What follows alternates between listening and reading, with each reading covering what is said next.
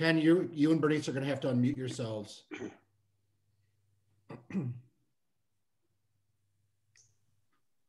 Okay, I'm unmuted.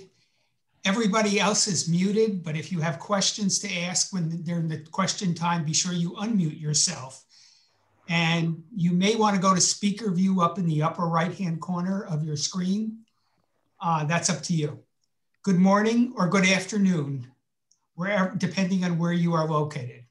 I'm Ken Siegel, and I'm chairing the fundraising for this incredible project, along with my good friend, Bernice Friedman.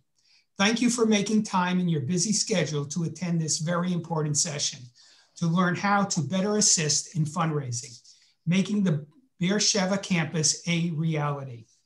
We have a great mix of lay leaders and JNF professionals on this Zoom call.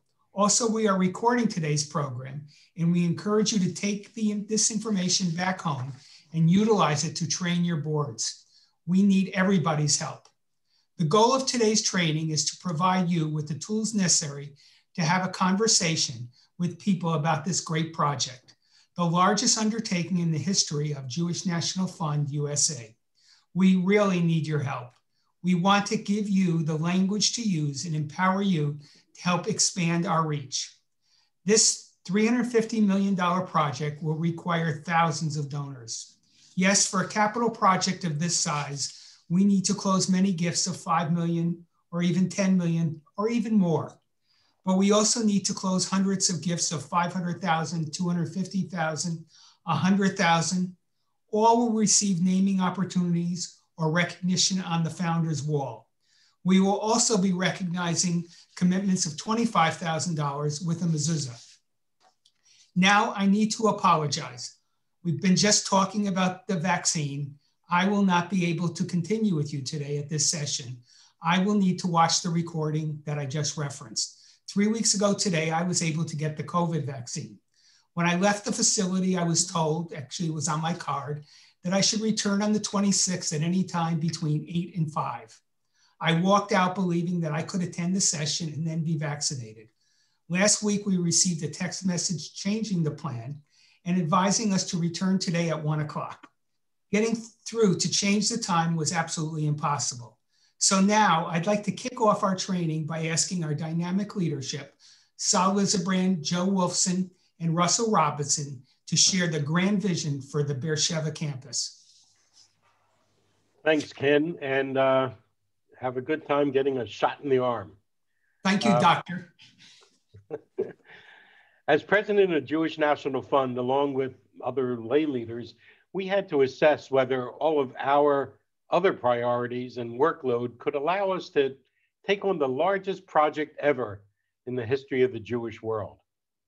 The project is a campus of schools, education centers, a hotel, dorms, offices, classrooms, and apartments. It's a campus of 19 acres of land. So with this, it shows you just the, I don't like the word plot, but it shows you the lot that is assigned to us.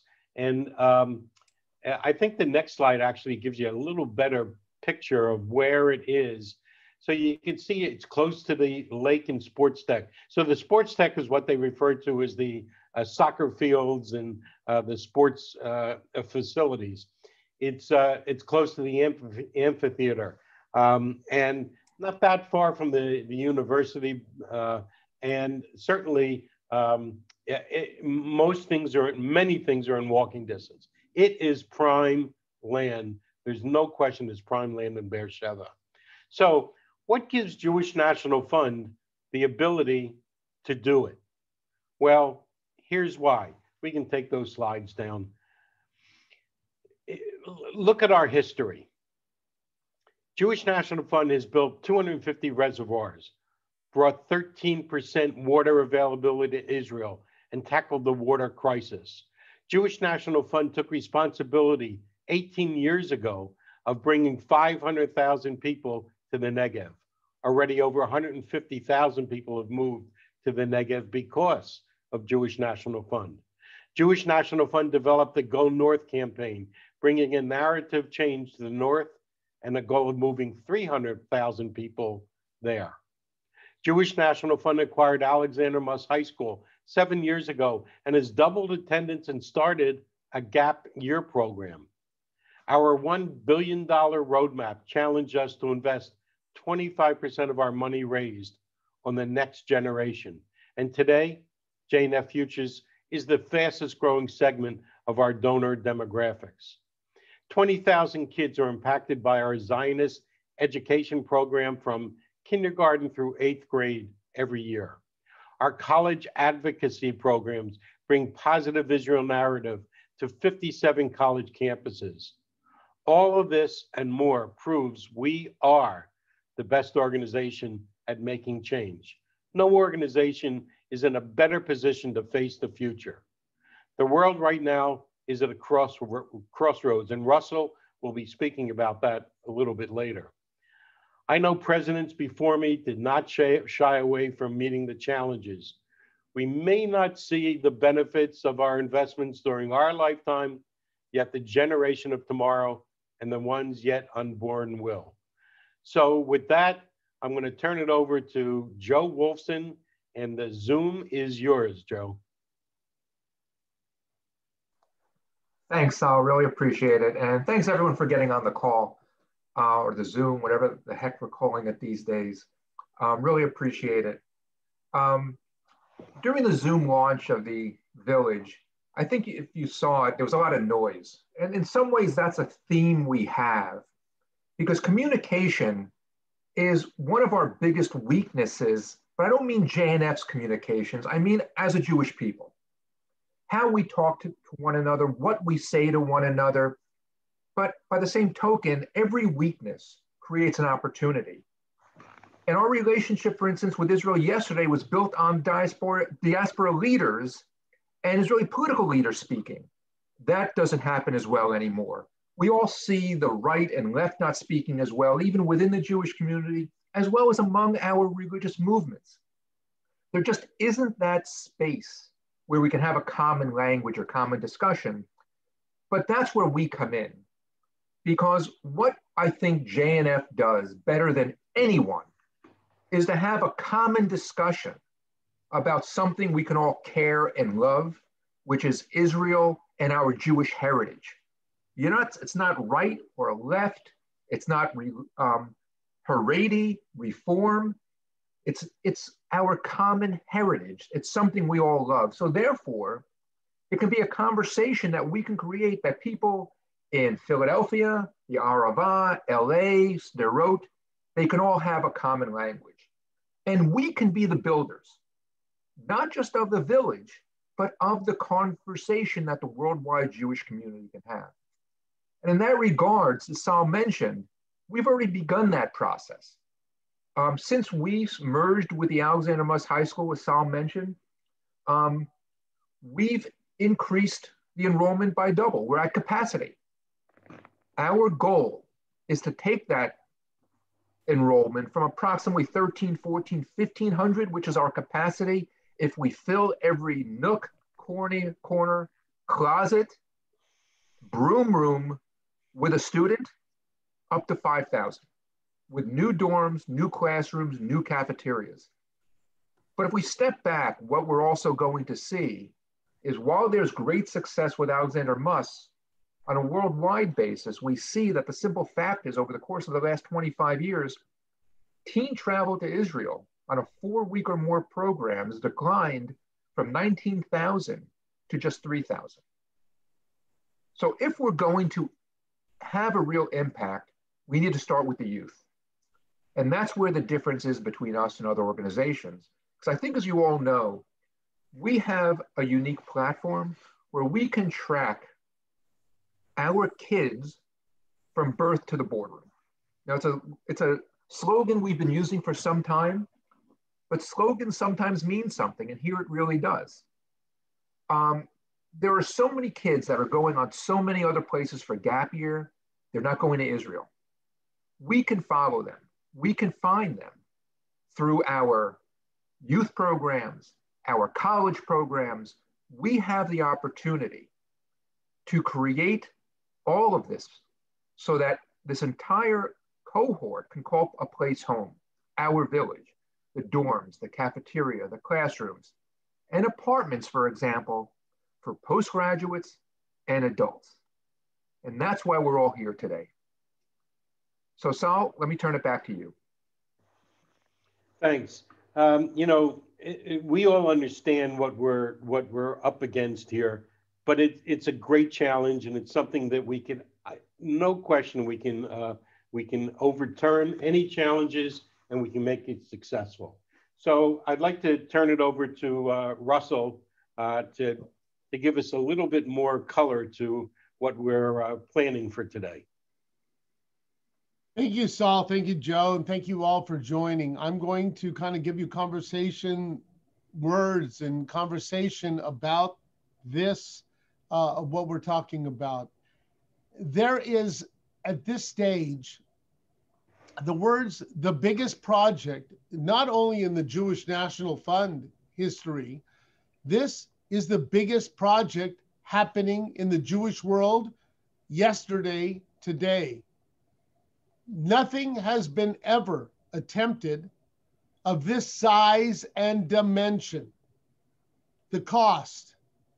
So to talk about it, to be able to sell it, it's going to take a lot more than just talking about a size of a classroom, a recognition wall, building, entranceway, hallways. We'll have all of that. But you have to talk from where it is and why we are doing it. And that's what Saul and Joe have worked so hard on putting together the real nitty gritty of the how and the whys. But I'm going to give you kind of a look at our world today. Joe talked about teenagers. 25 years ago, 19,300 teenagers a year. 25 years ago, 19,300 teenagers a year were going to Israel on programs of 4 weeks or more. Today, before COVID, we were down to a little over 3,000. I guess one of the great thoughts that you could have is that Alexander Muss High School in Israel was almost 50% of that number. I think it's one of the saddest things. Not that we were 50%, but that the number has declined to such a point. Because if you look at the Jewish world of tomorrow, this is our moment in time. Our young people are far advanced of these Zoom calls that we're having. They're from the WhatsApp and the messaging. Every part of their communication with friends around the corner or around the world come instantaneous. They have communication methodologies in all sorts of ways. Their world is becoming smaller as they're communicating in video games or in all sorts of programs with people not down the street anymore, but around the world. But our Jewish world hasn't captured that moment. Our Jewish world hasn't captured the moment that a Jew from Brazil and a Jew from Birmingham, Alabama, and from Beersheba should have a common conversation, a new conversation, should come together for the conversation, as Joe said, about common destiny and shared values. We have a Jewish National Fund, this opportunity that was brought to us by having 19 acres of land, about having the stresses of the expansion of the Muss High School in Israel. We were able to get our lays and professionals together and dream. Not just dream of what we wanted to build, but to dream about how we can impact the future of the Jewish world. Now, how many times do we have that in our lifetimes? But today we do. Because action or inaction, I dramatically say, will make a difference in the next 50 years, 100 years, and beyond. So this campus, this village is able to capture that growth opportunity for high school kids. And we're doing it not only by building the facilities for Muss High School, we'll build facilities so that as we are doing at Jewish National Fund, you're going to hear about a program called Dream Israel, how to expand all programs that are going for 4 weeks or more in Israel. In the college community, and they say there's about 250 to 300,000 college students a year in colleges, Jewish students in any given year, snapshot. We've started having focus groups, and that's the communication you're going to hear about being part of the biggest communication, the conversation happening in the Jewish world. We want to bring people in, we want to hear, we want to listen, not only about what we want to do with building the campus, but we want to listen about what are the words that we're using and they're hearing. And we've already had our focus groups. And I have to tell you, for kids who have been to Israel, kids who love Israel, young people who've had a real love and are with us. When you use the word Zionism, you should see the retreat that happens in their body, in their minds, and in their thoughts. That's our fault, because we have allowed our enemies to capture one of the greatest movements ever in the history of the world. But we could change that from high school to offering in colleges, yes, our gap year, but a facility for all gap years, so that there's no gap year program that has to worry about where they're going to stay. They know that they will have the opportunity to stay at the village in Beersheba. That we'll grow all the gap year programs. And later you'll hear about from Saul about how do we capture even the post-college kids, so that we're thinking about how to make a difference in the world, every part. And then in our young leadership world, our young leaders are no longer having, think about who lives in your community. Think about our JNF future. We have people from Australia and South America. We have people that came from Memphis to New York, from New York to Los Angeles to Seattle, Chicago. Nobody lives where they were born. Nobody goes to synagogue in which they were raised or bar mitzvahed in. We're in a mobile community. There's no local anymore. And this gives us an opportunity to bring young leadership groups from, yes, the United States and JNF Future, young leadership groups from all over the world to come to have a conversation with each other. Or adults from synagogues, from an Orthodox synagogue, a young Israel synagogue in the 5 towns gets together with a Reformed congregation from Los Angeles. And the conversation may only be over breakfast or dinner, but it will be a conversation that never would have happened without the JNF building a village as an opportunity to bring them together. Not just for our programming, for their programming. Some for 3 days, some for 5 days, some for 2 weeks, some utilizing our teachers that are Alexander Muss, and some just walking in the footsteps of Abraham. And it'll give us the opportunity to bring teachers to learn about teaching about Israel today. Not based upon an itinerary of where we can get hotel rooms, but keeping them at our village and then going from there.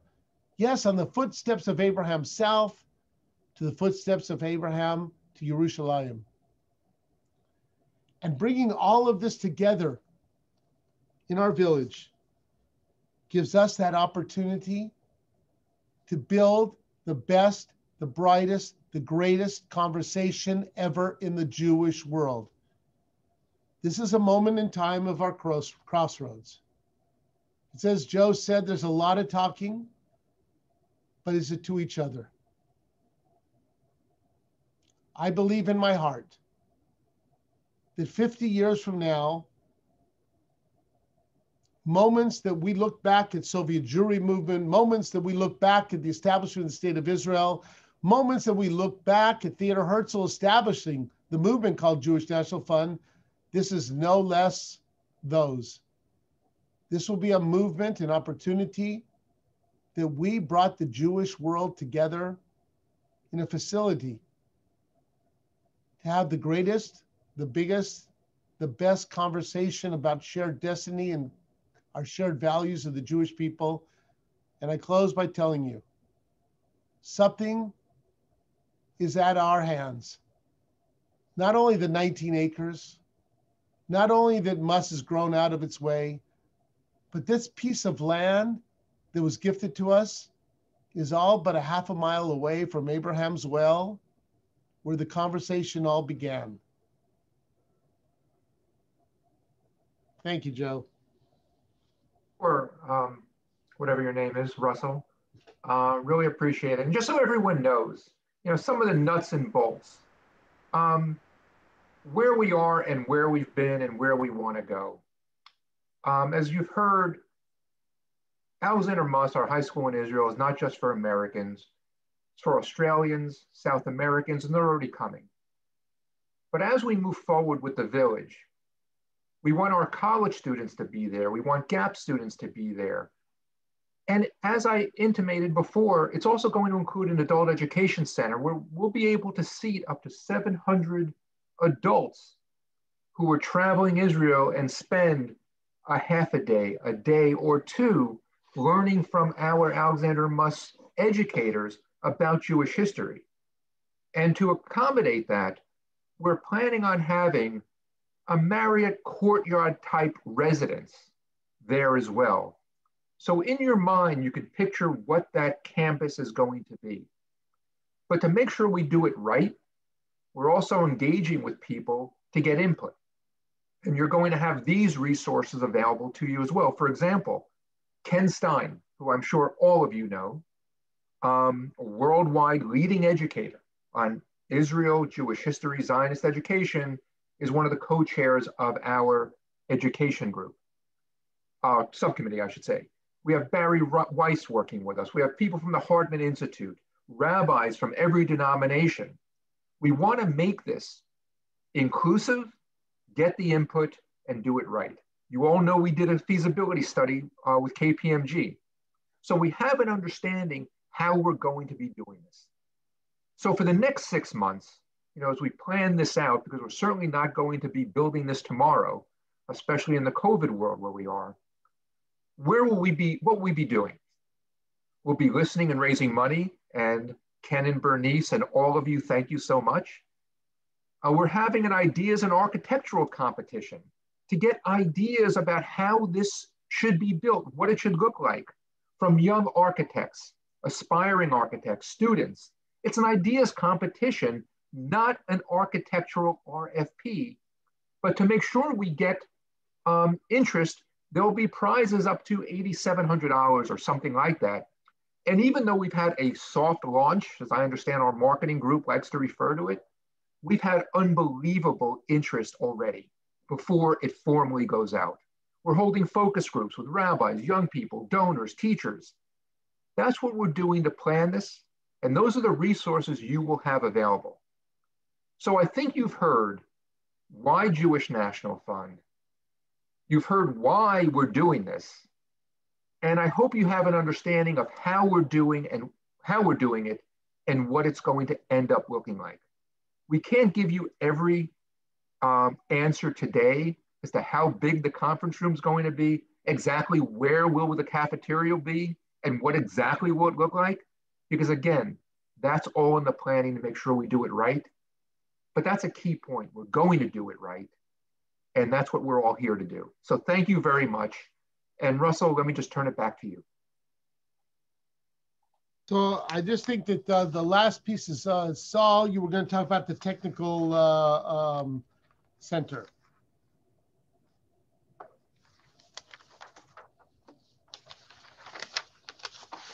Saul, you're on mute, I think. We've all heard about the J&F Institute of Technology and what does that really mean? It's a unique opportunity. Joe and I and others went to some of the large technical companies, the Fortune 500 companies near Beersheba, Cisco, and now it's growing, Oracle. And when we went with the concept of bringing students or postgraduate from college, interns to work in their offices and live on our campus. It was remarkable, the response. We didn't know what to expect, but every one of them said, we would love to have interns from the US. To try to get internship in the US, you have to be like #1 graduate from MIT to get one of these internships in the US. Here's the same companies, these graduates from college will be able to live on our campus, do an internship, and actually get paid, because I didn't know that in Israel, you can't have interns like we have here, where basically you don't pay them. They have to get paid. So they would actually work, get paid, live on our campus, be part of the conversation. And when we speak to people here in the US that are kids, people that are in, I don't want to say kids, people that are in college now, and we talk to them about this, they're ready to sign up now. They're in the first, second year of college. They want to sign up now, so when they graduate, they can be part of the J&F Institute of Technology. And it also creates a, I believe, we'll hear more from Rick in a moment, I think, about the fundraising, but it creates a unique potential fundraising opportunity if we have an Institute of Technology. So if we go to Microsoft, Google, Oracle, and we try to solicit them for the Institute of Technology, I think we have a much better opportunity of getting either a grant or an outright donation from them to our Institute of Technology versus, can you give some money to the Jewish National Fund? Just blanket Jewish National Fund. So in the Institute, we can have professors that are chaired by, sponsored by one of the Fortune 500 companies. We can have part of the building, the conference room. Well, you know, there's a lot to think about, but it does open up a whole new opportunity in fundraising that we typically wouldn't have by going to these technology companies and asking them to just donate to the J&F. So it's a very exciting component. We haven't really promoted that yet as part of the campus, maybe as broadly as we should. And we're focusing on the Zionist conversation, which we should do. But this is a very unique opportunity. It's never been done before, just like this whole campus. When we speak to the mayor in Beersheba and the people with the mayor, they are extremely excited about having these postgraduate students there and expanding the Beersheba concept of high tech. So that's the technology side of this campus. Russell? No, so now I want to turn it back over to Rick, and who's going to talk about solicitation process.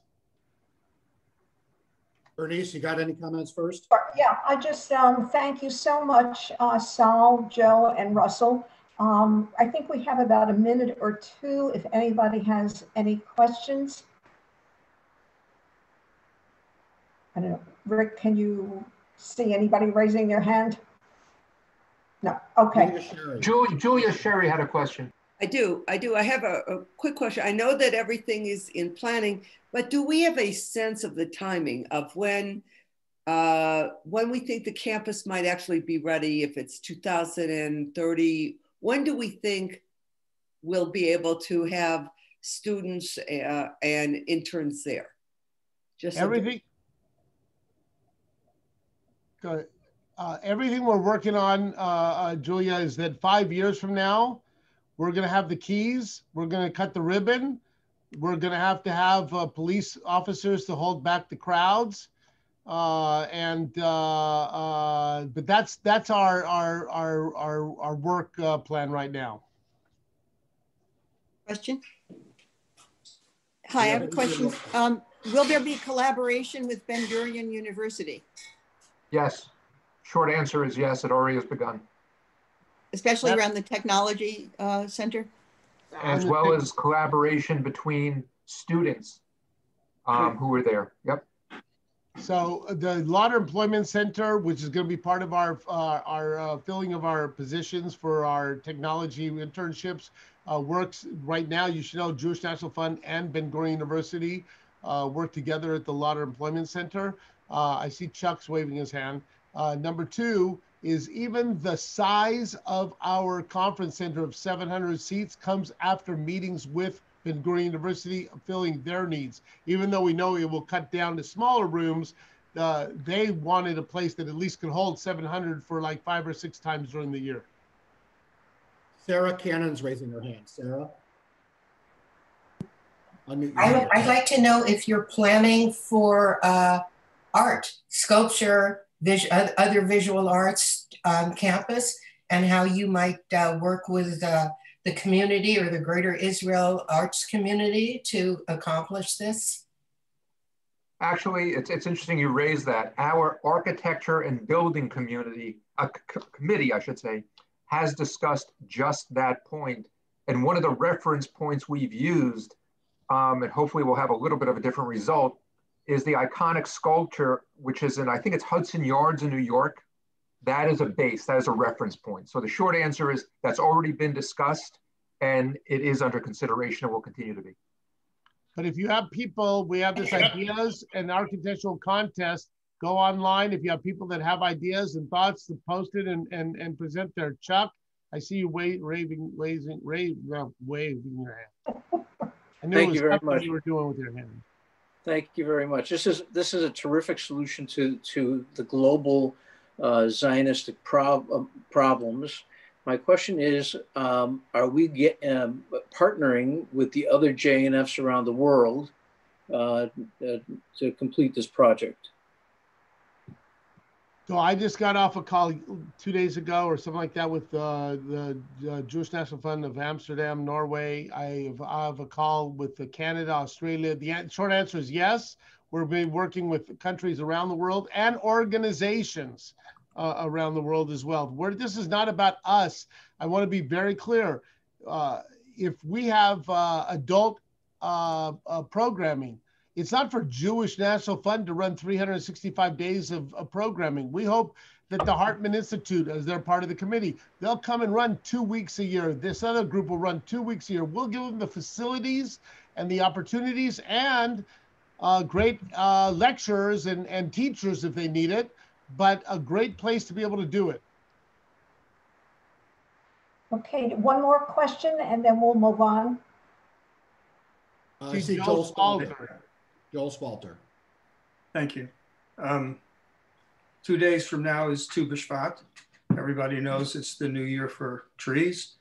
It's more than that. It's the time when in Jewish tradition, things start. 1918, Tu B'Shvat, Hebrew University started. 1925, Tu B'Shvat, the Technion started. Both of those places, and in 1949, the Knesset. The two schools dealt with the question of what was to be the language of the schools. It was not clear. German was a leading candidate. Happily, in both instances, the language became Hebrew. What is going to be the language, the international language for this campus? And is there room for 2 languages? Because English is certainly going to be one of the candidates, or broken English, what most of us speak. And I would suggest that Hebrew should be a second language for it. And in order to make that possible, that we should start with our kids now, pardon me, kids, and make available to them enough Hebrew to interact with each other, with other Jewish children, adults, mainly adults, from all over the world, that we should continue to make Hebrew the international language of Jewish things. Joel, thank you very much.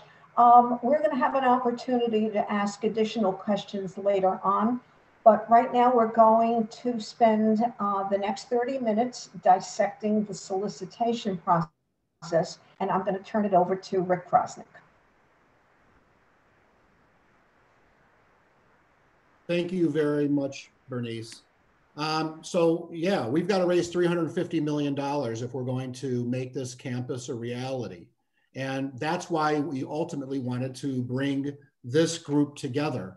This army of lay leaders and professional fundraisers for Jewish National Fund. It's up to us to tell the story. It's up to us to talk to people in our circle of influence and share this big vision that you just heard from Joe and Sal and Russell. Now we have to go out and do. And I'm happy to tell you that the conversations have already started. Just the last 2 weeks, we closed a $5 million gift. 2 months ago, a $2 million gift. We are already out there having these conversations every single day and raising money. My message to you before I turn it over to Diane Scar and to Nina Paul is let's not so much get caught up into the weeds of all of the little details that are going to be part of making this vision a reality. Our job is to tell the story, right? Because if it gets into a conversation about, you know, would you get over to the Cone Dormitory, Schwartz Wing, Shapiro floor, and check out the Bromberg men's room? We have a great, we have a report that the Bornstein handle on the Ginsburg urinal is leaking. If we get into this kind of conversation with donors, we're going to lose every time. Yes, we are going to have opportunities for a Cone Dormitory and for a Schwartz Wing and for the Bromberg men's room. Okay, that's $1.5 million, by the way, for the men's room. But we're going to have all of those opportunities for naming opportunities. And soon after this call, we are going to send out to everybody an updated and revised donor proposal listing many of these opportunities to name a building for $10 million, to name a wing for $5 million, for $1.5 million outdoor garden spaces and the like. We're going to do all of that. But our conversations have to be about the vision, because there's no donor who's going to talk about, I want to have the building without the vision. It starts with the vision. And actually it starts with, who are the prospects? Who are we going to talk to? So I'm going to turn it over to Nina Paul and Diane Scar, who are going to spend about 10 minutes with us talking first about how do we identify good prospects. So Nina and Diane, go ahead and unmute yourselves. And Nina, just let me know when you want me to advance the slides. Okay, welcome. Well, Saul, Joe, Russell, Rick, and everybody else, our major gifts department, our professionals, and our major donor national committee, we're up for the challenge, but we need your help. So to begin with, we're going to get to a little bit nitty gritty of how we want to go about raising these funds. So for major, you could change, you've got it right here, you're all right. For major giving, philanthropic indicators show that we're a starting point. We have to see donating a major gift is a top signifier of a person's commitment to us, okay, our donors, the Jewish National Fund. Therefore, we're going to start and look at the root of this commitment, the prospect's philanthropic history, and what is touching their heart. That is crucial. Remember, this is a national exercise. So who do you know nationally that meets the following wealth indicator criteria? Next slide. Okay, so looking for major donor prospects. That's huge. We obviously are going to look at our past charitable giving to Jewish National Fund. We're going to look at past charitable giving to other nonprofit organizations. We're going to look at their major donor trends. We're going to involve nonprofit as a foundation trustee or a director. We're going to review affiliations with Jewish National Fund, review board affiliations with Jewish National Fund and elsewhere, and we're going to analyze their businesses. This helps to create new national connections. And real estate ownerships. It's been shown that those who own 2 million plus in real estate are 17 more times likely to give philanthropically than the average person. And some other statistics, someone who is given $10,000 or more somewhere else is 5 times more likely to give to another nonprofit organization. And individuals who have given more than $100,000 to other nonprofits are 32 times more likely to make a charitable donation elsewhere. So these are individuals that understand the importance of philanthropy. And once you have connected with these kinds of people, their value is doubled because now they can serve as connectors to other potential donors and trustees. Next slide. So first of all, we're obviously going to screen our sales force and find our loyal donors nationally. And then we're going to leverage our donors' relationships that they may have with foundations or other corporate boards.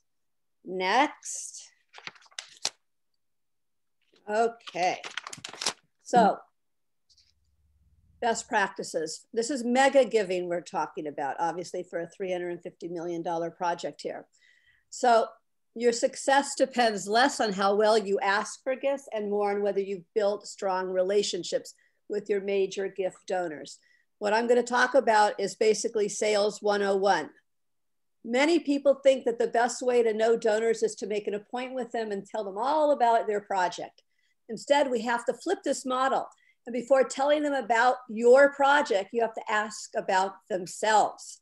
For a successful campaign, you have to engage your major gift donors, connecting with them more fully than ever before. And while you think that the best way to do that is by telling your donors about your project, really the best way to do that is to ask questions about themselves and listen to their answers. Next. Next. There we go. So if we want our donors to understand us, we've got to understand them. And discovery centers are humans' favorite subject, ourselves. Statistically, people spend 60% of conversations talking about themselves. So what we have to do is aim to talk 25% and listen 75% of the time. You got to find a topic that's interesting and start building that rapport and start probing. We know it's about relationship building. Next. So when you're going into this process, there are certain things that you want to avoid. So avoid yes and no questions. Ask open-ended questions. Don't ask anything you already know, what they gave, how much they gave, when they gave. You spend a lot of time and thought finding out about your donors, but we have to make sure that you share this information with your professional and the major gifts team so others can assess the insights too. Professionals will record the details of your conversation in Salesforce, and we must share that. Next slide. So what's happening now? What are we doing? So we're doing a national review of our World Chair Society and our King Solomon Society. These are the people who probably have a lot of friends that are fit in this category. And we're going to ask them to inquire who they know and are willing to reach out to that have a capacity or 6 or 7 figure gifts to the World Zionist Village. That's our first step. This exercise is going to be brought to each board within the next few months, and we'll be detailing and documenting and executing individualized solicitation and education plans and documents for each prospect. So for all of you that are on the call today, if you have ideas of people that you would like to reach out to or have us reach out to, provide those names to me, Diane, or Glenn, so we can coordinate our outreach. We don't want several people going to the same people. I'll give a very fast example, again, of thinking about somebody who's capable of giving a large number and being able to refer that person to the community where they're living. And that's Stephen Rosenfield, who is a cousin by cousin. And he was interested in JNF. I put him immediately in touch with Arizona, and Arizona did their magic. Lo and behold, just gave $2 million to the Culinary Institute. This is the example we're talking about. Think about those kinds of people and refer them. It's very, very important. So next slide.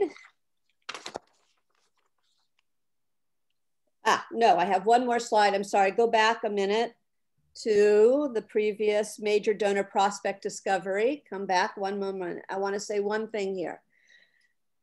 As the JNF USA campaign continues to soar to great new heights, we have to remain constantly aware of upgrading our major donors and finding replenishments, new people, you know, to add to our pipeline of major gifts. And to this end, we are really asking you to think of people who are capable of 6 to 7 figure donors that are in your region or not, and that they can assist us in reaching out to these potential mega donors throughout the country.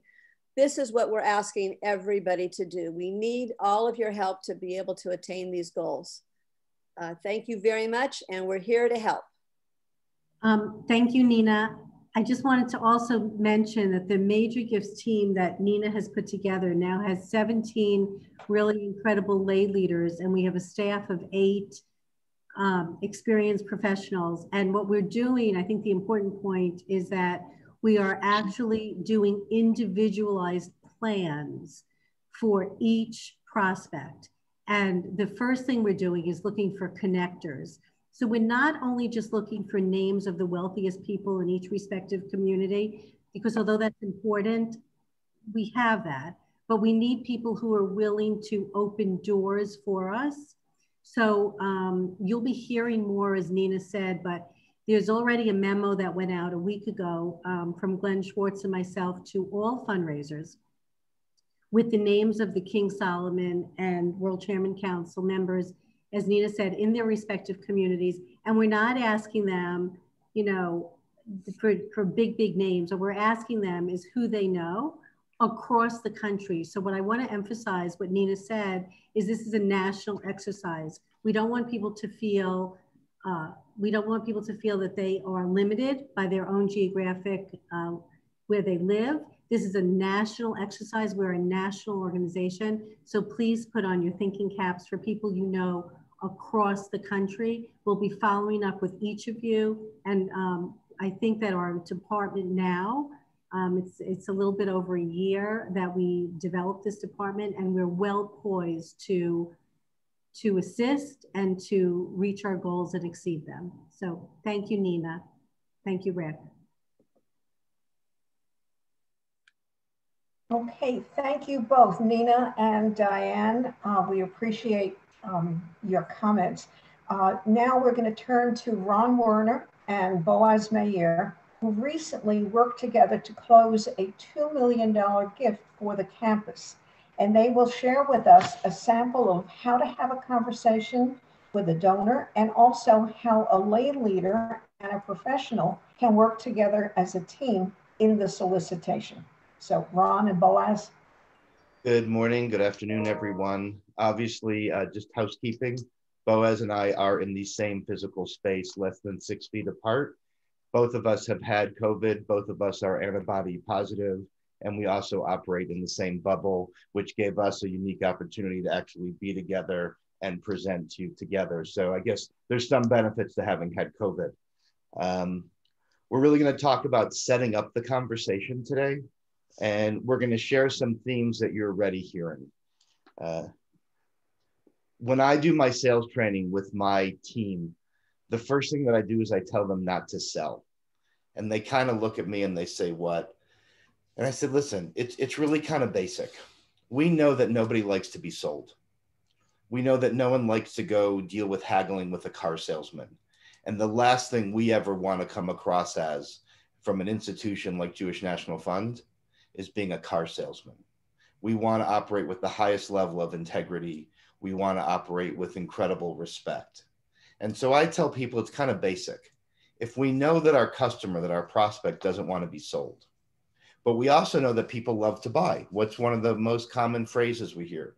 Retail therapy. People like to shop. People like to buy. They get a satisfaction. When people make a gift, when they make a significant gift, there's major satisfaction. So our job and our mission is to help people buy. And the number one way that we do this is by listening. Joe just talked to you about listening. Nina talked to you about listening. The most important thing that we can do when we're engaging with our prospect is we need to listen and we need to hear them. Because if we listen to that donor prospect, they're going to tell us everything we want to know. When we listen to them, we're going to learn their needs and their desires. When we listen to them, we're going to have the opportunity to set up the ask. And at the end of the day, what we're trying to do here, we're a fundraising organization. We need to set up the ask, just like the basketball team needs to set up that layup and make that perfect play. That's what we're doing. And we have to work together as a team. Part of what Boaz and I have been so fortunate with is we have a beautiful professional lay leader relationship. We know each other well. We share salesmanship intuition. We can read one another. We can play off of one another. We can be in a room talking to a donor, listening to a donor. We don't have to look at one another, and we know where the next one is going. So that's just a great skill set in your back pocket. The bottom line is just listen carefully. They'll tell us what we need to hear. Recently, I was on a call with someone, and I asked them a question because we need to ask intelligent questions to engage, trying to understand where they wanted to invest their money. Not just give, where they wanted to invest their money. And I made a comment about them. I understand you like bricks and mortar. They answered by telling me what they don't like. They don't like funding scholarships. They don't feel that it gives their money leverage. What they desire is to make an investment, that their gift is an investment, and that they could lever that gift to have more results. We were able to pivot the conversation, ask them for something that was unexpected, a gift that was twice as much as they were planning on giving, and hopefully this week we're going to get that gift closed. Bottom line, listen carefully. All right. I want to talk a little bit about knowledge and the vision, which was mentioned before. When you get into a meeting like that, you really want to know what you're talking about. Why Beersheba? You know, why is this campus? All of the things that John and Russell spoke about. You know, why is JNF taking the lead on that? We're not going to get in these next 5 minutes all the answers, but you want to have bullet points and you want to know the answers. You want to know the answers to them. You know, a couple of years ago, Peyton Manning, the quarterback, spoke at an event here in Denver, and somebody asked him, it was like a panel, and somebody asked him, you seem to always be so relaxed at the most crucial moments. How can that be? What's in your DNA that you are so relaxed? And he said, there's nothing in my DNA that I so relaxed. I'm just prepared. There is nothing that can scare me. If I get in the headsets a message, you need to do 17.5, I know what 17.5 is. I know how to guide my team to it. I'm always prepared. And that's really the magic of a good solicitations. When we have listened and we know how to approach it, we know the facts, we know what we need to do, and we are ready to move on to the next step, which is the ask. We know the donors, we have done the homework, we know their backgrounds, but we still, while we are listening, we can get surprised with all kinds of facts that we weren't ready for. I can't stress enough how much all of that information and knowing it is important. That's really what helps us closing, not just this one, which we are fortunate to have. You know, there's also, think about it, you know, the $2 million gift that we closed is a referral. We talk about connectors, is a referral from Barbara Berry, which I believe is on the call as well. A friend that we know met with Russell many years ago. All of these build up. And then at the end, when we spoke to him about Beersheba campus, It was really, we knew all the facts, and he was perfectly okay with all the variables that are not known yet, that are still moving parts. So I really want to emphasize knowing and having a backup plan in case, you know, we are not able to solicit what we intended to do. Juan? So one of the things that you're subtly hearing is about teamwork and collaboration. We have a partnership on this $2 million gift. Barbara led the gift in, and then we worked with the donor, and then Barbara came back into it again. We always have to be a team. This is a place where the we is so much stronger than the I, and the we will always be more successful. As I talk to people, I always say, we is wellness and I is illness. We want the wellness. The other thing that Boaz just talked about is, does the quarterback have luck? Well, luck's important. Bernie Marcus, who founded Home Depot, will tell you that luck counts. I just think you need to use the Vince Lombardi definition of luck, and that's when opportunity meets preparedness. What we're doing today is we are making sure that we are prepared, that we know the facts, that we know how to speak, that we know how to ask the right questions, that we know how to listen. And then with that, we can set it up where we present the opportunity. And at the end, what we have to do is we have to set up the ask. Sometimes in the conversation, we ask to ask. It's always good to be polite. JNF does not operate the way that other fundraising organizations do. We do not put people in the room and lock the doors and shout out pledges. Well, Diane, you gave us this last year. Nina, you did this. Bernice, you did this. No, we're going to be subtle. We're going to be graceful. We're going to operate with integrity. We're going to operate with class. We're the A team. We want people to want to be on our team. We also can't be afraid to ask people what they want. And sometimes I like to ask them what they don't want. In my stores, I learn more from customers telling me what they don't like than telling me what they do like. And that allows us to curate our ask. And then, of course, we have certain phrases. We want people to join us. We want to talk about being part of something bigger than ourselves. We want to leverage relationships in a polite way, a non-arrogant way sometime, to use someone else's name. We want to make sure that we have the best marketing materials available and ready for us. And we need to have a plan that we can articulate. And sometimes when we get to the ask, we might have those marketing materials in our pocket and choose not to pull them out. Boaz and I were involved in a solicitation a couple years ago. It was for the lobby of the Nefesh building.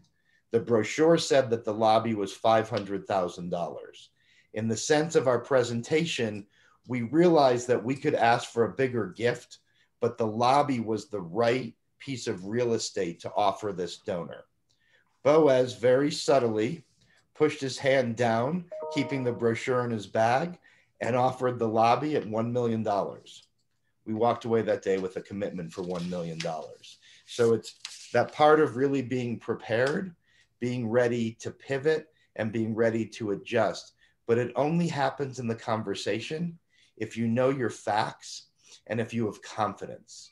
Confidence comes from knowing the project, from knowing Jewish National Fund, from being comfortable in your own skin. One of our asks where we listened was a donor who was telling us how much she loved FIDF. And she loved FIDF because she loves soldiers and she loves lone soldiers. And I looked up and I said, can I ask you something? I asked permission to ask in the conversation. She said, yes. I said, you love soldiers. You love lone soldiers. Do you know that Nefesh B'Nefesh is the delivery system for those lone soldiers? Do you know that you could sponsor a squadron of soldiers making Aliyah on a flight? Her eyes lit up. We said, it's $100,000. Boom, yes, done. By the way, now for the last 3 years, she sponsors the entire Nefesh flight. Don't be afraid to ask. Don't be afraid to ask questions. Be prepared, know the facts, operate with confidence. All right, so we are running really short on time. I just want to kind of do some basic do's and don'ts, you know, in the situation when we are talking and you sense that there is a change in the donor, even though the meeting was set and everything, it's okay to back off. It's okay to understand that you don't even do an ask at that point. And you just gotta go and work with the donor on it. There are many examples where, you know, the intuition for us professionals, when you go with a lay leader who's comfortable, like so many on this call, let the lay leader make the decision on a peer-to-peer, and us, you know, do the due diligence follow-up after that. I know that we are running out of time, you know, you know, it's a lot of fun to work with somebody like Ron or Barbara who's on the call and others that we have done some great solicitations with. Use the connectors and, you know, and when it comes to the ask, you know, it's a lot of intuition, but the basics of being prepared and listen are the crucial elements for success. I think we're done. And with that, I think we've taken enough of your time unless there's any questions. Okay, Ron, Boaz, thank you so much. And there may be some questions later on in the program. So as we've been speaking this morning or this afternoon, we are looking to connect our donors with the future of the Jewish people through the Beersheba Israel Education Village. And although we can't travel to Israel now, when the skies are finally open, you know, no donors are getting on a plane unless they're motivated by what we tell them. And it's up to us to depict what the village will look like and what will take place there. And we need to do that in an enthusiastic way. We frequently refer to Russell as a visionary leader because he has the ability to look at a parcel of land and imagine something meaningful and purposeful. And just like Russell, we all need to be visionary leaders and transmit what we can see in our own style and with our own words. So when we share what the Beersheba village will look like, there are words that will get the message across. For example, imagine, notice, visualize, conceive, observe, depict, evoke. Now, when I think of the village, I see and hear most students practicing new words in Hebrew in their conversational Hebrew class. I picture recent STEM graduates heading out the door in the morning on the way to their exciting internships at nearby tech companies.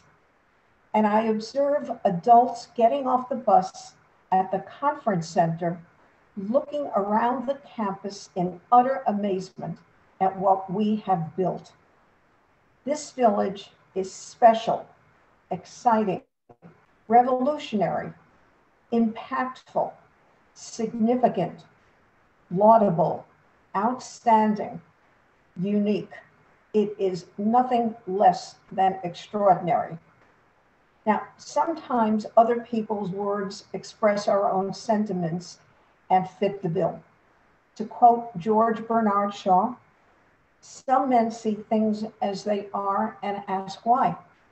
Others dream things that never were and ask why not. To paraphrase from the Ethics of Our Fathers, Pirkei Avot, we are not obligated to complete the work, but neither are we free to desist from it. JNF is investing in the future of the Jewish people. And just as we have planted saplings, which have matured and bloomed, we want to plant young people in Israel so that they too will establish roots and a connection to the land and people of Israel. Our Israel Education Village will accomplish this, and our young people will live meaningful Jewish lives. And if this works in your situation, you are one of our strongest supporters, and we know that you share our vision. We would love it if you would be a partner with us in this extraordinary endeavor. Can we count on you to make this happen? Rick, I will turn it over to you. Bernice, thank you so much. And this is the participation portion of the program here. We have a powerful group of lay leaders and professionals here. You heard words and phrases and statements from Russell and Sal and Joe, Bernice, from Ron and Boaz. But let's share with each other, right? Let's take 5 minutes. Feel free to speak up. I can't see. We've got 6 different screens of people. Share with us, what are the words? What are the phrases? What are some of the statements that you feel may move people to want to participate in this transformative project? And I took that from Judy Galler, who posted that word in chatter. Yes, transformative. So let's take 5 minutes. What are some of your thoughts? And by the way, let's be a little Jewish and just speak up. All of these type A personalities, and nobody's jumping in to share. I'll go ahead. I'd say passionate. Great word. I say don't wait. I'm sorry, Michael, I spoke over you. Michael, do it again. I say don't wait. Let's start now. Let's get it going. Let's get the excitement. Let's bring it to the college campuses because those will be our future interns. Let's get the buzz going. And when we're ready to cut the ribbon, as Russell said, we'll have to hold them back. I know being in charge of the internship program, I'm very prideful. Like I said in the chat, we already have meetings set up with the HR directors. And we already spoke with the Lauder Education Center that as soon as we can, we want to start the internship program now in Beersheba, house them how we can, and get the buzz excited so people, line up to participate. Great. Chuck, I see you with your hand up. Chuck Affenstein. Rick, quick question. When are we going to have some collateral material that we can start presenting this thing and get into the race? Yeah, thank you. So hold that question for about 7 minutes because Jody Bodner and Vivian Grossman are going to show some of the collateral available to you just in a few minutes. Rick?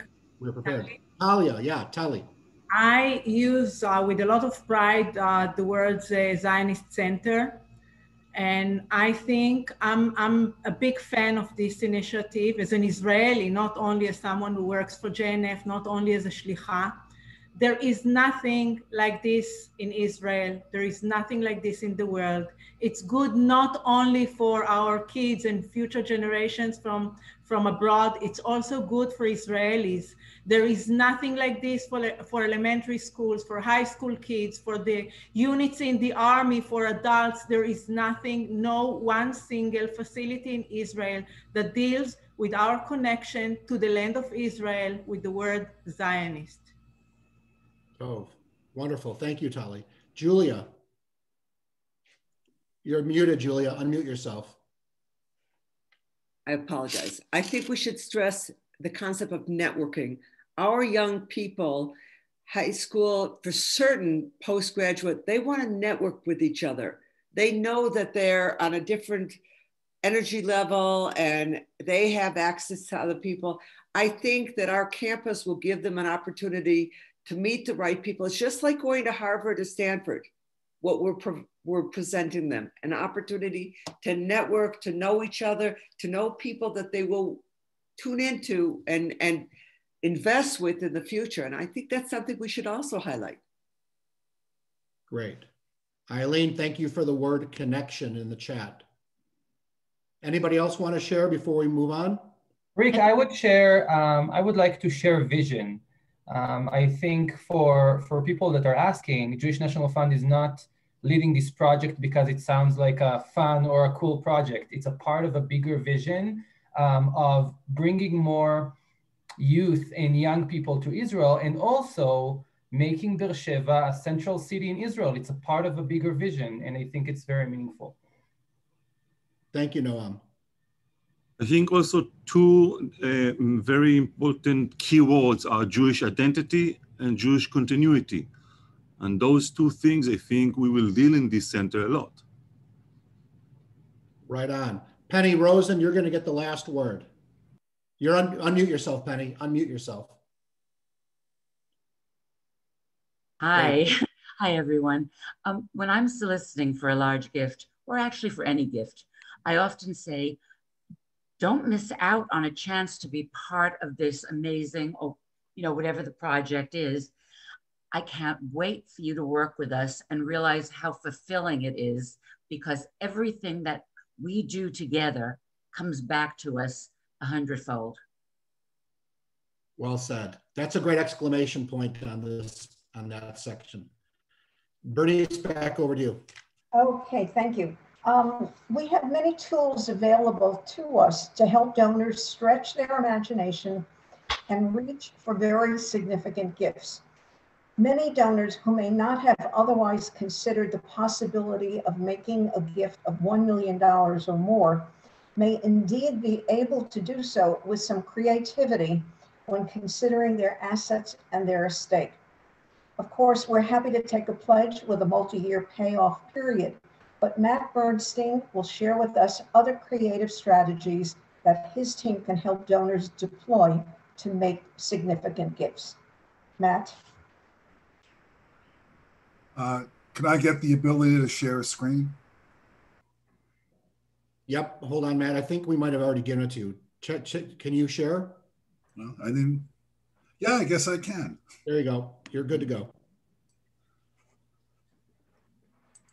There you go. So I'll be brief, but I think it'll be powerful.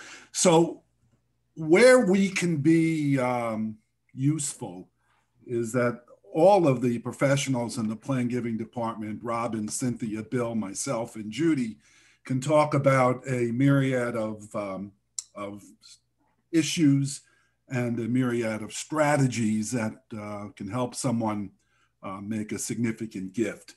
Because the true idea of plan giving is to have someone make a gift that they didn't know they had the capacity to, when we could show them some interesting ideas. So these are the things that we're going to be focusing on this year as a department anyway, because we believe these are the strategies that given the time and the commitment and what we have to do on a day-to-day basis, yields the largest dollar amount type of gifts. And the first thing is that we're going to be talking extensively this year about showing people how to gift long-held and depreciated real estate. If I look back in the years that I've been here, the single largest gifts we've ever received have been through gifts of real estate, either vacant land or a shopping center or apartment buildings. And we have the infrastructure, we have the knowledge to be able to talk to people about and show them maybe that in certain instances, giving away assets to a charity from a financial point of view is better off sometimes than holding them themselves. So we're going to be talking about, and the things you should be listening to are those key words. I've got a piece of property, I'm not liquid or whatever, where we can bring up the idea, have you ever thought about, and then just turn these leads over to one of us and we'll take it from there. Soliciting bequests from significant families seems like a no-brainer, but the issue is that most of the significant gifts that we get, apart from some of the planned gifts, come from bequests. And what we find is that many people who would otherwise leave us a bequest don't, for the simple reason that we don't ever ask. And it is a terrific way to, to build, to support this project. The issue is, of course, with an ask for a bequest is that it's a gift in the future, where the real estate can very well be a gift today. We've had many people who have donated real estate. Michael Kessler helped us with a gift. It was over $1,300,000. Sold the property, got the cash. David Frank, who we spoke about at the board meeting, who recently passed numerous times, have referred people to us where they made a gift of their real estate. We were able to take it, sell it, and realize the cash up front.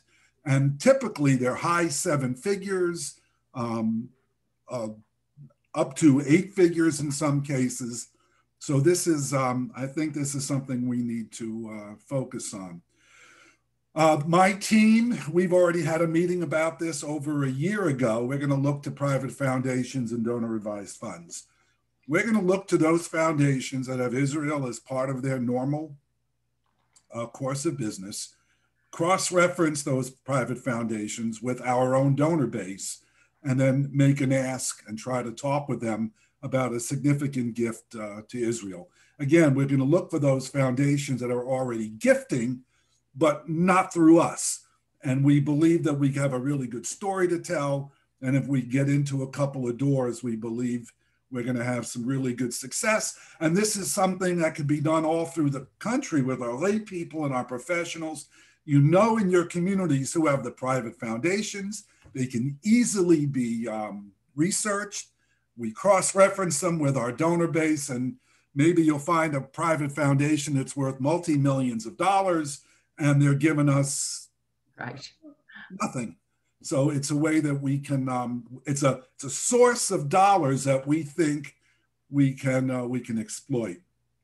I think one of the big issues in looking for larger size gifts is, I believe a lot of the gifts are going to be blended gifts. We got an ask was made on $1 million plus pledge, and the donor came back and said, I will give you X amount of dollars up front, and the back end will be through a gift from my estate, which is great, but we would like to be able to get the gift from the estate and utilize the irrevocable pledge, which is actually a pledge against the estate if it isn't fulfilled while they're living. And we've done this many times and have the capacity to do it.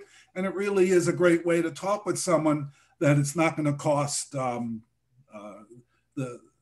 they don't have to pull all the money out of their pocket now, but we can arrange to take some now, take some later, all within the confines and benefiting their own estate plan and their family and everything else. We always talk about gifting unneeded life insurance policies. There are people who bought life insurance policies for their businesses, for their families, and their large size policies, their whole life. They've got a ton of cash, big death benefits. And the truth is, the reasons they needed them early on are no longer valid. Many of them are paying premiums, and they'll say, I really don't need this asset. This is a perfect asset that you can gift, get a nice deduction, and then we have an asset on the books that we could choose either to cash currently or hold until the person passes, and we'll have a nice death benefit. What you're going to be hearing about from me in the next Biachad, I believe, or the one following the next one, is this notion of leveraging life insurance through premium financing. It is a really, I think it's a really interesting strategy where a more modest amount of money, you call $1 million a modest amount, can be leveraged into a tens of million dollar asset for Jewish National Fund. And if it works, doesn't work for everyone, but when the strategy works, it is I think it's very valuable and a very powerful tool. So the bottom line to all of this is that if you come across someone and for whatever reason, they don't want to make a commitment today, but you sense there's a commitment tomorrow, or maybe we could show them some ideas, don't hesitate to call on any of us, Cynthia, Robin, myself, or Judy, and we will be able to bring some ideas to the table that they might not have thought about. And that's the whole idea to what we're doing in our plan giving programs. Are there any questions? Okay. As always, Matt, thank you so much. Matt, you can stop the share screen. Will do. Thank you so much. Oh. Right now, our great marketing team has developed some resources and have many other materials in the planning stages to help us sell this project. Vivian Grossman and Jody Bodner will share with us available marketing materials. Great. Thank you. Give me a second. Hi, everyone. Can you all see my screen? Mm-hmm. Great. Okay. Awesome. Go ahead, Vivian. Thanks, Jody. So marketing is so exciting, so excited and geared up for an amazing, robust campaign. Chuck, I think you asked about collaterals. We've got them coming. They're out now, and you'll see more going forward throughout this presentation. We're going to show you the collaterals to date. So look for them, use them, and we're very excited about them. We're going to show you a video that's very exciting to start with.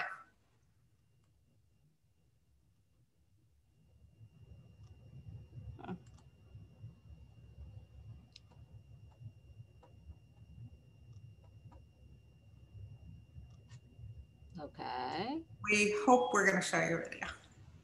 Tested it. Israel. There you go. Global jewelry, the leaders of today, of tomorrow. With people from Dimona, Denver, Kiryat Shimona, and Oklahoma. For the first time in Jewish history, Jewish National Fund is creating a conversation that will build bridges across generations, denominations, politics, and oceans. Direct from Beersheba, in the footsteps of Abraham.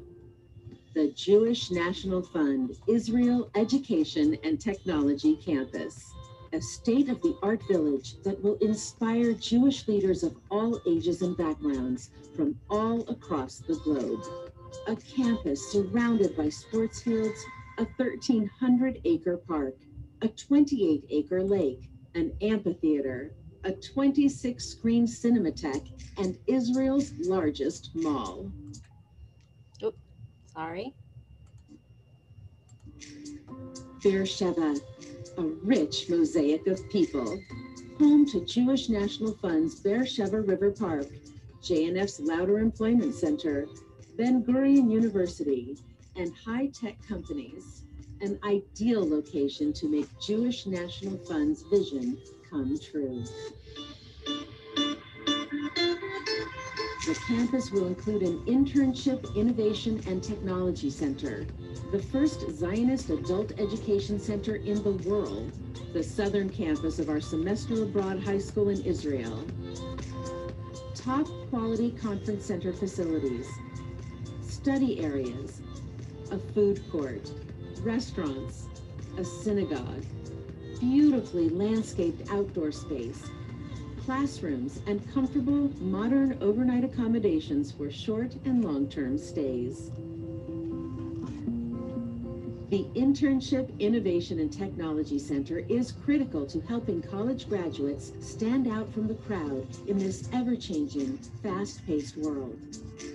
Jewish National Fund will use its vast connections with Fortune 500 companies to help young people obtain internships. The Zionist Adult Education Center will provide a space for organizations and individuals interested in learning and exploring the beauty and greatness of the Jewish world. Alexander Muss High School in Israel is growing to 5,000 students annually. Expanding it to Beersheba will help our youth learn, live, and love Israel, understand her challenges, grow as young Jewish leaders, and prepare them for life on college campuses and beyond. Join Jewish National Fund as we host the greatest conversation the global Jewish community ever had.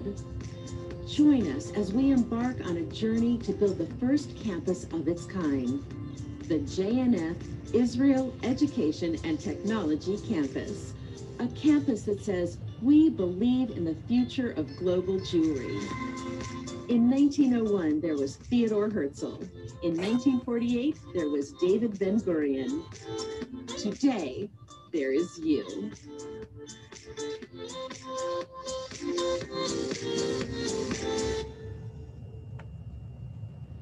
Hope you enjoyed that video. Yay. You can find it online everywhere. You'll see it all over social. If you go to on YouTube, go to youtube.com/Jewish National Fund, search Beersheba Campus. It should come up right away. Share it, send it out. You'll see it on social. Support it when you see it, and let the world know to join the conversation. Jody?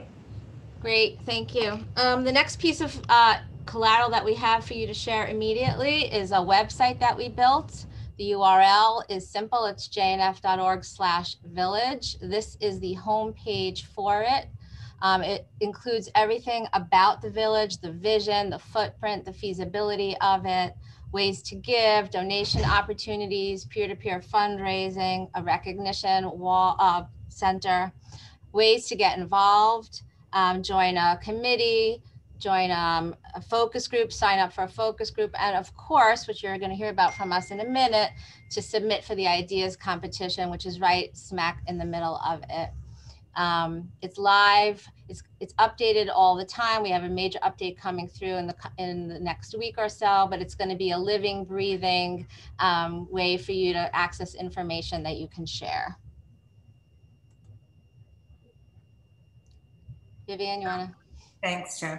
Donor proposals. We can create a comprehensive, personalized donor proposal for any donor. It can include why Beersheba, why AMHSI, why adult education, why technology, the blueprint for the campus, info about the feasibility study. Just let us know. We're happy to work with anyone to personalize a donor proposal. Don't hesitate. The other thing that we're doing to support what you guys are going to be doing out there is to generate buzz, to create excitement, and to help move it along. The first one, I'm sure you've heard about it, is the competition for ideas and design for this village. This competition is officially launching on February 4th. There's cash prizes available for up to $8,600. And we're calling on all recent architect graduate students, landscapers, artists, sculptors to submit ideas for classrooms, conference rooms, pathways, gardens, you name it, anything that really require, that would garner attention and vision and fun and creativity. We have 8 judges lined up to judge this. Some of them are really well known in the architectural world, and it's a great boon in somebody's portfolio to come across their desks.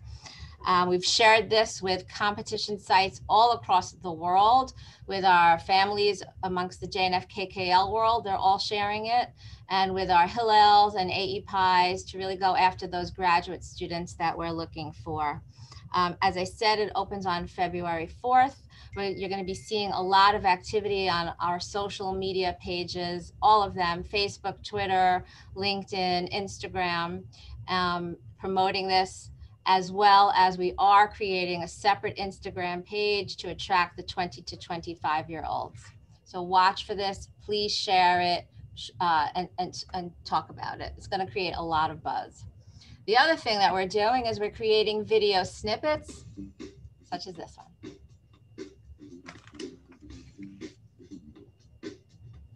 My name is Joe Wilson. I'm the International Chair of the Jewish National Fund World Zionist Village, which we will construct in Beersheba, Israel.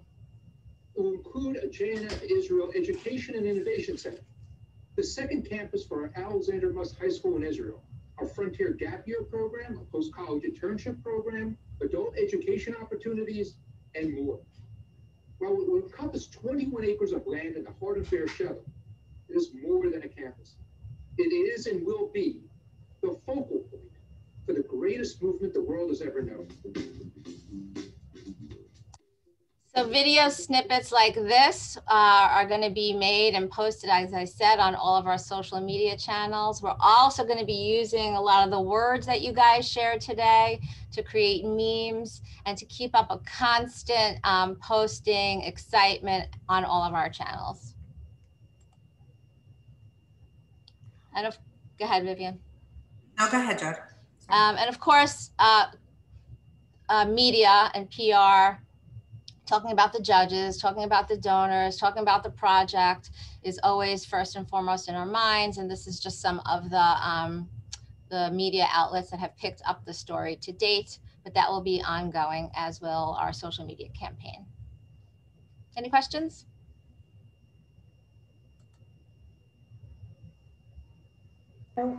Okay. Thank you, Vivian. Thank you, Jody. Beautiful materials. And they'll make a wonderful impression, that's for sure. I want to thank everybody for your time and attention today. The program is coming to an end, but now it's time for everybody to get out there and network. Help us identify prospects. Share this story with people in your social, family, and business circles. If you're uncomfortable doing a solicitation, just help make an introduction to, and one of our capable team will be happy to make the ask. Our McCourt team, the National Campaign Cabinet, Women's Executive Board, our professional fundraisers, everybody, we are all ready to assist. And consider joining me and all of us who spoke today by making your own gift to support this campaign. In the 4 months of this fiscal campaign year, we have raised nearly $10 million in this project, and that's just the last 4 months. And we're just starting to go public. If you're already committed to support other programs, other projects of JNF, please continue to do so. We don't want to take dollars away from our loyal affiliates in Israel. But if you can, please consider making a special, one-time special gift to support this project. Consider hosting a virtual parlor meeting, and one of the leaders of the project will be happy to speak. We need to raise $350 million to make this vision a reality. It's true, we've never had a campaign for a single project with this kind of price tag. But let's be clear, when we work together, we have proven time and again that there is nothing we can't achieve. When we announced the $1 billion roadmap 10 years ago, many scoffed at the audacity that JNF could raise that sum of money. And yet here we are, a little more over 7 years into the campaign, and we're ahead of pace, already having raised more than $770 million. So with your help, we will build this campus, this village as well. Thank you all again. And I don't know if there's a minute or two to take any questions. I leave that up to Rick. Well, we officially are done right on time. And I want to thank everybody for the attention. Bernice, thank you. And thank Ken for your leadership. If people want to stay online for a few minutes, happy to keep the line open and we can talk more about this. That's up to you. We have recorded this. We'll be sending out the recording later on this afternoon, so you can feel free to share this with your boards and your committees. In addition, Bernice and Ken and other members of the committee, Joe, myself, Russell, Sal, we are all happy to talk to your boards and your committees. So feel free to reach out. We can schedule time for a one-on-one as well. So the program is officially over. We'll keep the line open if there are additional questions or conversations. Rick, what is the official name?